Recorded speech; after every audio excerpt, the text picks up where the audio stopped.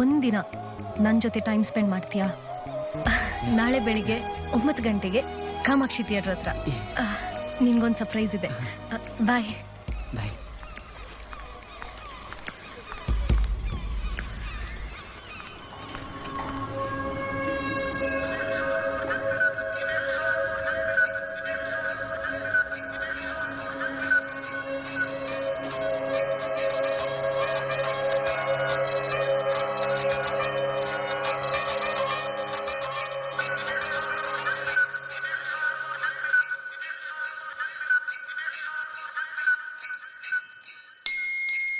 ಮಾಯಗಂಗೆ ಮಾಯಗಂಗೆ ಮೌನಿಯಾದಳೆ, ಭಾಷೆ ಕೂಡ ಖಾಲಿ ಖಾಲಿ ಹೀಗೆ ಆದಾಗಲೇ.